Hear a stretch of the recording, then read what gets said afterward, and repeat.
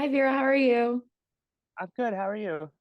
Doing great. So, what I loved as a former UCB intern about this movie is not only is it making fun of comedy, but it is also doing it in the nerdiest possible way, while also being so true to a queer coming of age story all in one. So it was just like very fun to kind of go through and watch because I feel like a lot of nerds wish they could kind of have that kind of movie tell their story.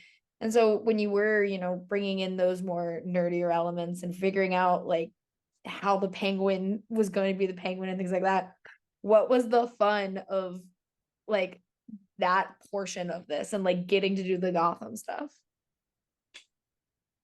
Uh, I honestly think, well, yeah, like the movie is nerdy in these like two pretty specific ways. Like there is a deep and undying love for like the DC canon that uh I also think like try to we don't really worry about like over explaining it too. It's just kind of there. Like if people know uh who Jason Todd is, they'll get who we're referencing, and if they don't, it'll just be like, okay, this movie's like just introducing them to a character called Jason Todd. And then as far as like the comedy stuff, yeah, it's I don't know, like it was kind of I think the more nerve-wracking part of this process, like in writing it specifically, was just the movie's kind of a bridge burner maybe on some level. uh like but I never really thought of it that way. I really just always thought about it like I wanted to just portray my experience working in uh both, like mainstream comedy circles and alternative comedy circles, and kind of showing like what is good and bad about both, and doing it in a pretty honest. And now like when I watch it, I'm like, oh my god, I was really angry that I had to pay a lot of money to like take three UCB classes for them to finally tell me like you're wrong for this place. Like thankfully like a teacher at UCB finally was like you're the best improviser I've ever seen in my life, and you're not a UCB improviser. Like stop, you know.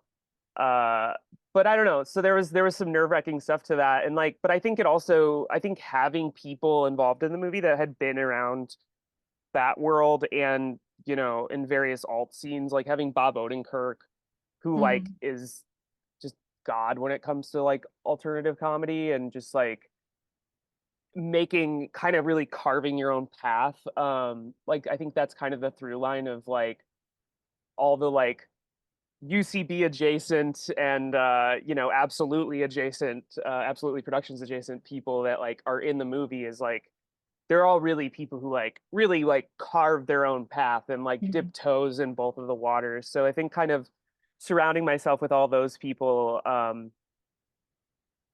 really just like kind of helped me go like, okay, this isn't a bridge burner. It's just me like being honest and hopefully kind of also optimistic about this stuff.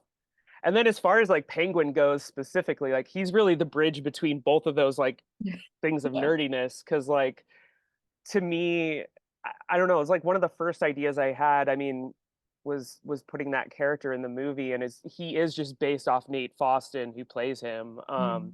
But he's also based off just like a lot of the like men that I was surrounded by.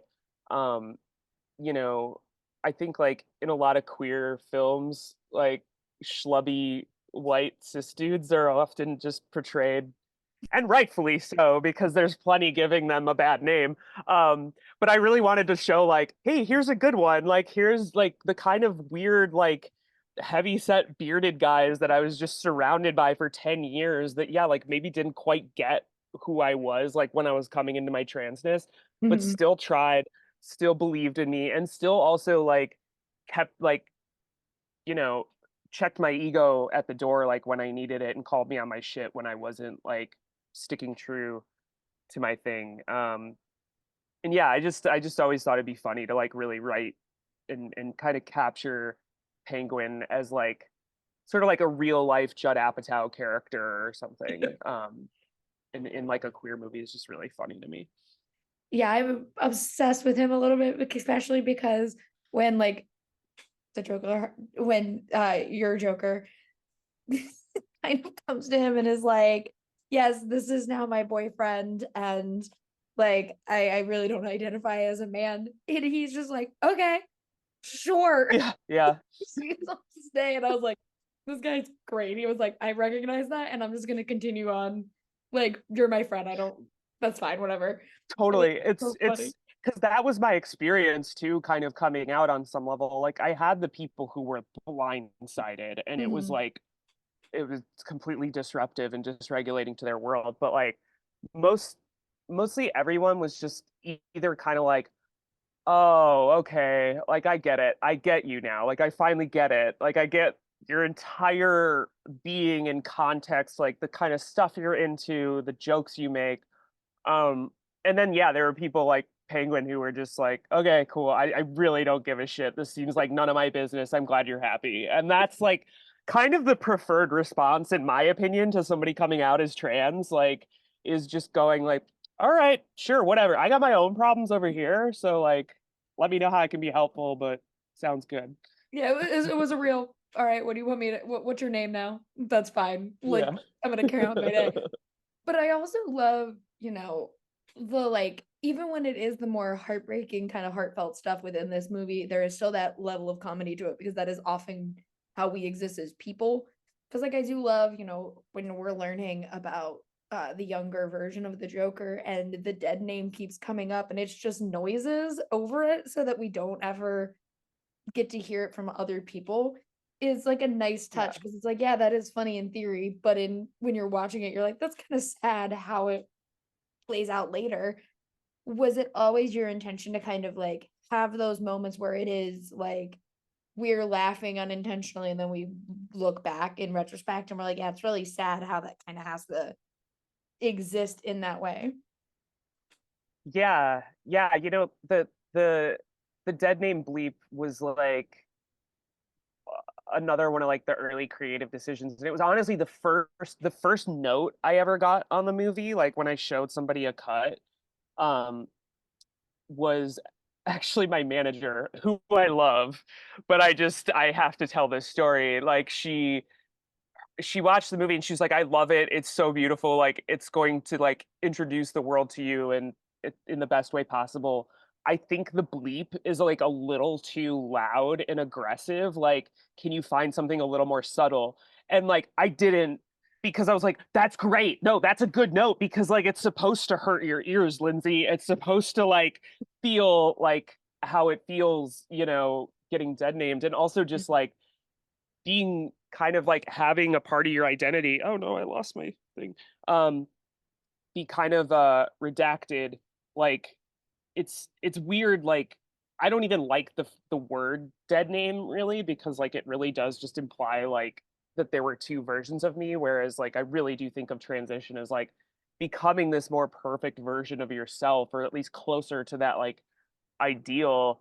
And like I don't know, like it's I like that it's jarring for people. I like that it's funny for people. And I also love that like, we found a way to like use it in a way that like at the certain point in the movie, like the only time you really hear Joker's dead name is like when it's used to hurt her, like by Mm-hmm. somebody. And there's one other point too where she's like forced to say it, which is something I added in on set actually. Like that wasn't in the script originally, but it was because I was like in the middle of navigating a lot of name change stuff, and also and navigating like my medical transition. And like you can never escape your old name even when you legally change it. Like I'm just constantly saying my old name anytime I need bank stuff or like Mm-hmm. medical stuff. So like I really only wanted people to hear it when it was like to hurt that character, or to feel, when she's like feeling shame or backed into a corner. Um, and to kind of like, yeah, have the viewer feel it, how it feels when one of us is called our old name. And yeah, like in general, like it's just I like making things that are both funny and something else, like whether it's funny and sad or funny and scary. Um, I don't know, like I got like two little pieces of early feedback on some art that I made a few years ago. And one of them was a comment on this. I used to have this web series called This American Drew that was like, it was a web series of basically of me trying to teach myself how to be a gay guy, but really by the end it was like, oh, this is just a trans woman. And the last episode of that was this like drag show that like my character in the show had completely rigged and stuff, and like it was just like one of the darkest things ever, but really funny. And somebody commented on the video and was like, this watching this gave me like a haunted house feeling. And I mean that as a compliment, but I felt like I was being haunted by ghosts the entire time I was watching this. And that like has really stuck with me. And also just like I think sometimes when people watch the stuff I make, and this has happened to me too, like in the edit bay, like when I was like coming up as an editor, I think uh sometimes the choices I make seem, it's confusing as to whether it's sincere or it's ironic or if it's coming from a place of like realism or like shit posting or whatever. And I love that too. Like I really love kind of giving the viewer their a choose their own adventure. Like I think there's people who watch The People's Joker and are like, this is the most beautiful queer coming of age story of our time, and like I connect with it so much. And then there's just like these people who are like, I like Neil Breen movies and I like Tim and Eric, and that's why I like this movie, is because it's like just a chaotic mess and this bitch seems crazy and I love her. And both of those are what I want. Well, I think that's what also makes comedy so special when it doesn't try and sell you like you can only view it in this one way. And I really do love that this movie, like, especially the part you were saying, like when she's kind of forced to say her dead name, is like a lead up to like one of it ends up being very cool, but I'm like, oh no, what are you doing? What are you doing? And it like Yeah, has the moves of like just any normal story that you're watching, but you have the freedom to be as outrageous as possible because you're mixing mediums and you have entire sequences that are just cartoons, and Batman is always a cartoon. I yeah, love it. Was like, that kind of, I also do love that at times it looks through the filter of like the early seasons of RuPaul's Drag Race, where it is like just a little too like shiny, and I'm obsessed with it. yeah. But was it always kind of your vision to just mix mediums in this way and tell this story just like through, I think, how a lot of people think when they're like, oh yeah, Batman, and then they think of like Batman beyond Batman and not like a human being?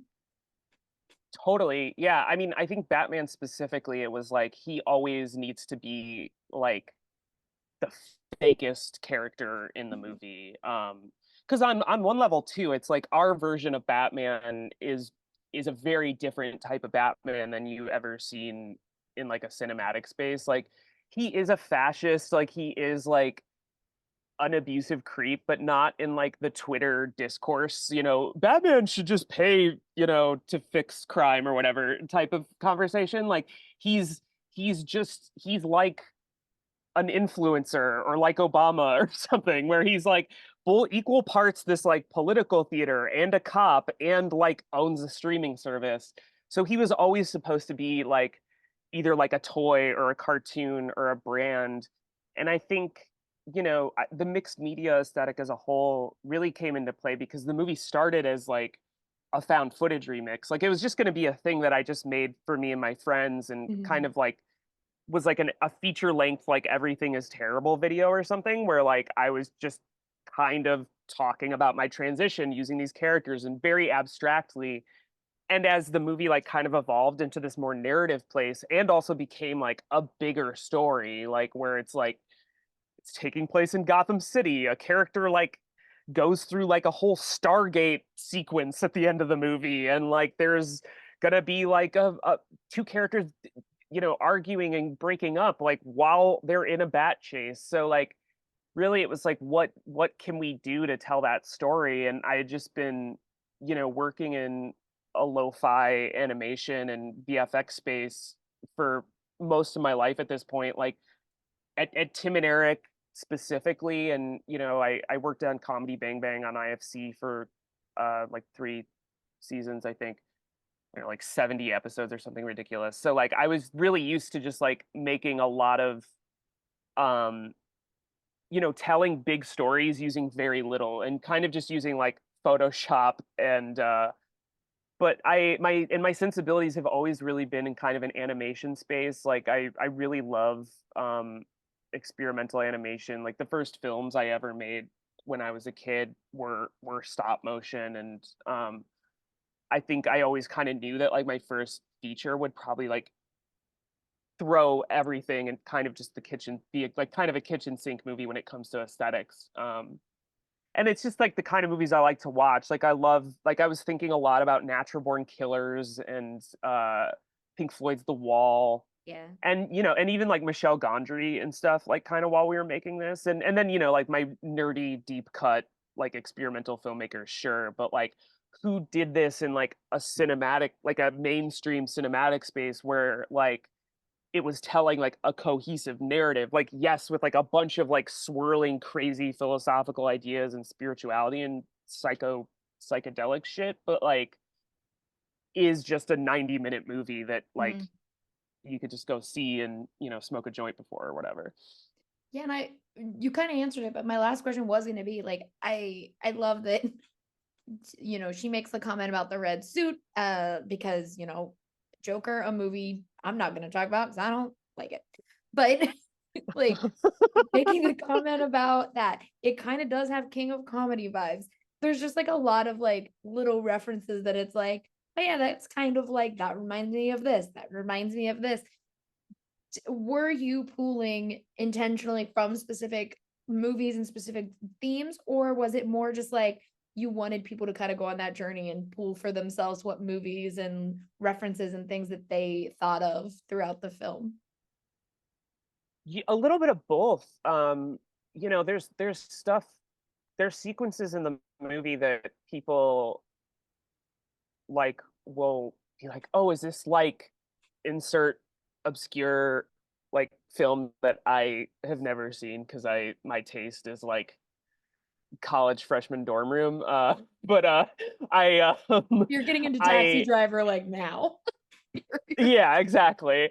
And it's just like and my response is always like, "Hey, I wasn't thinking about that, but that's cool." Like that's like there's definitely a lot of that. Like I think the fact that we are mixing so many styles at once, like it kind of erases your brain in this way. Mhm. That it's like it kind of MK ultras the audience into just going like, okay, I guess I'm here, and like this like crazy clown girl is just like my avatar through this, and like so you kind of can project your own like pop cultural, you know, like points and spiritual frames of reference and stuff onto it. I mean, like you described the aesthetic at times like early RuPaul, and like that was not a conscious choice, but like when I think about it, I'm like, yeah, that obviously just has shaped my entire aesthetic. Like, and I'm sure it's in this movie.